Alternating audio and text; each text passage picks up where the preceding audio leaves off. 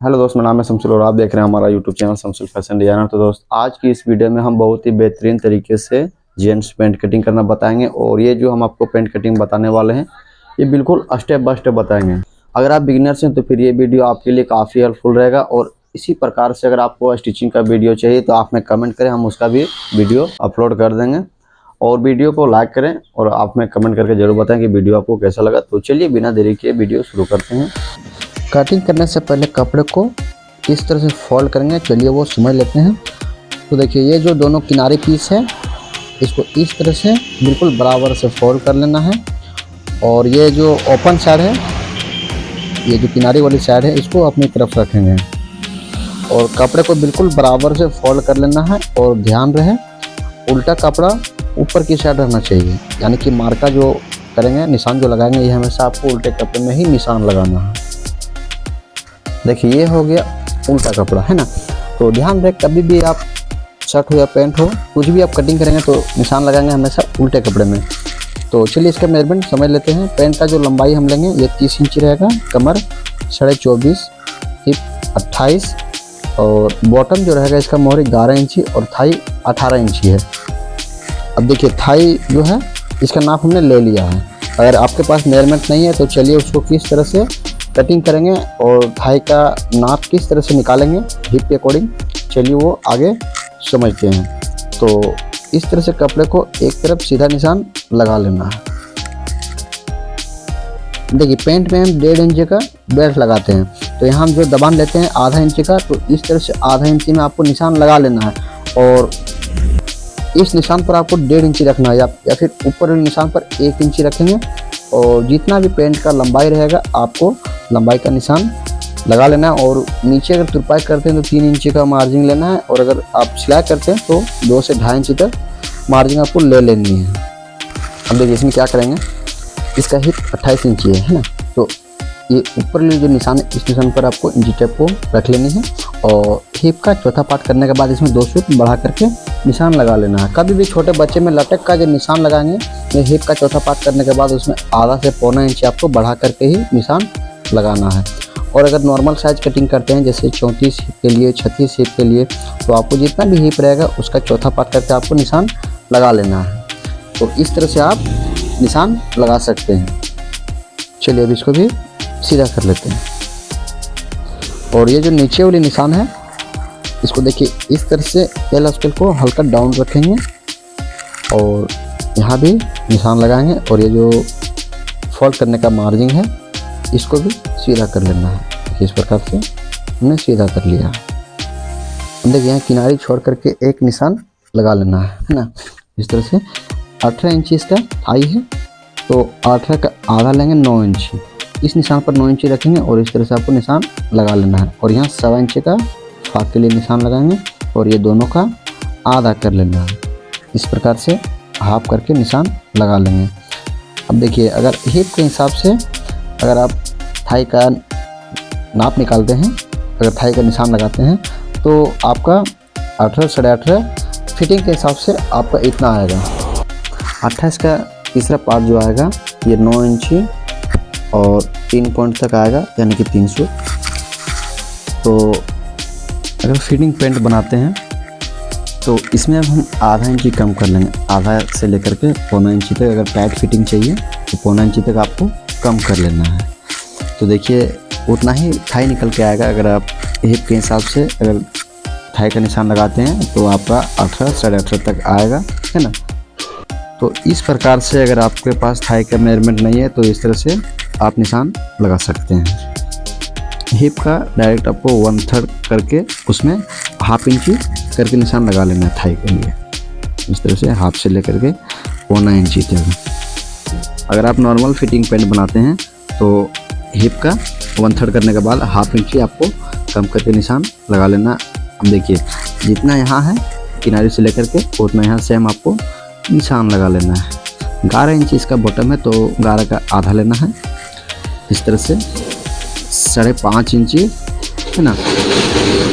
अब 5.5 इंची का भी आधा करेंगे और इसको ये बीच वाले निशान पर रखना है और आधा इस साइड और आधा इस तरफ निशान लगा लेना है।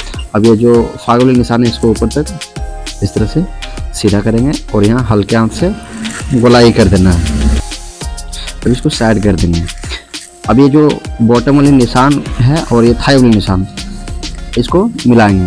पहले यहाँ 2 सूत क्रॉस करेंगे और इस तरह से बॉटम वाली निशान से लेकर के थाई वाली निशान तक आपको इस प्रकार से स्केल को रखते हुए और यहाँ निशान लगा लेना है। इस तरह से निशान लगाने के बाद अब स्केल को घुमा लेना है और यहाँ भी थोड़ा सा क्रॉस करेंगे बॉटम को और बॉटम वाले निशान से ले करके थाई वाले निशान तक इस प्रकार से इसको मिला लेना है। देखिए आपका निशान कंप्लीट हो गया है ना। 24.5 इंची इसका कमर है, तो 24.5 का आपको चौथा पार्ट लेना है, यानी कि 6 इंची और 1 पॉइंट। अब इसमें 1 इंची सिलाई का मार्जिन ऐड कर देंगे, दोनों तरफ का हाफ इंची का सिलाई मार्जिन और इस तरह से शेप स्केल के इसको मिला लेना है और यहाँ आधा इंची सामना डाउन कर देंगे। अब पॉकेट के लिए जो निशान लगाएंगे यहाँ से 1.25 इंची और इस साइड से 6 इंची तक आपको इस साइज के लिए ले लेनी है निशान और यहाँ भी मिला लेंगे। इस प्रकार से मार्का आपका कंप्लीट हो जाता है। तो चलिए इसको कटिंग कर लेंगे।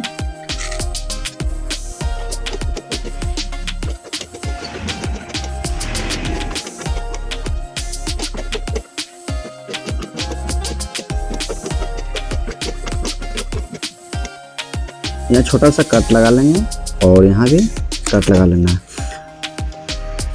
सामना कटिंग करने के बाद अब इस तरह से इसी के ऊपर बिछा लेंगे। आप अगर मीडियम साइज का पेंट कटिंग करते हैं तो आप इसी साइड से कटिंग कर सकते हैं।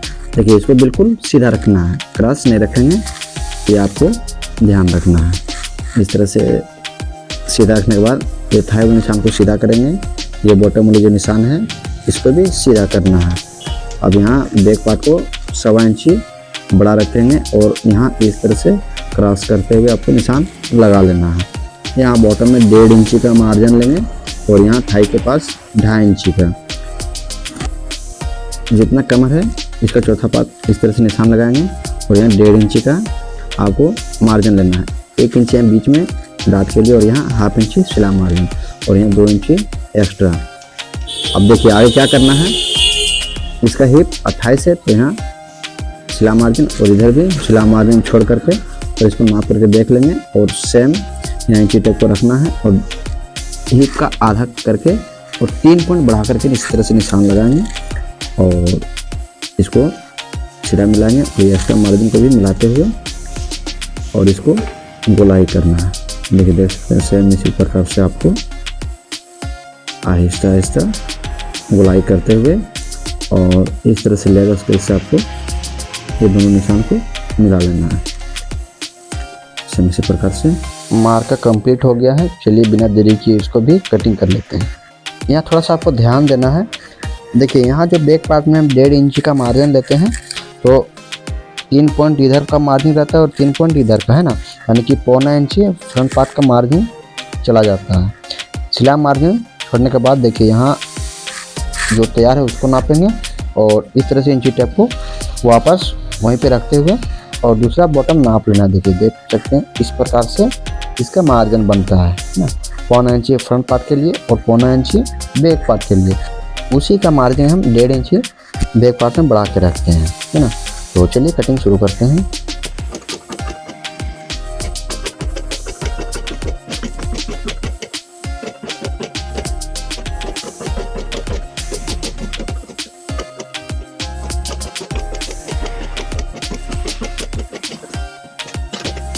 अब देखिए आपको यहाँ थोड़ा सा ध्यान देना है, अगर बाद में पॉइंट आपका टाइट पड़ेगा तो लूज करने के लिए इस तरह से 0.25 इंची का मार्जिन आपको रख लेना। अगर आप रखना चाहते हैं तो ना इस तरह से आपको बैक पार्ट में आधा इंची या फिर 0.25 इंची बढ़ा करके इस तरह से मार्जिन रखते हुए कटिंग कर लेना है। तो वीडियो आपको अच्छा लगे तो वीडियो को लाइक करें और आपने कमेंट करें कि वीडियो आपको कैसा लगा। तो चलिए दोस्त मिलते हैं नेक्स्ट वीडियो में।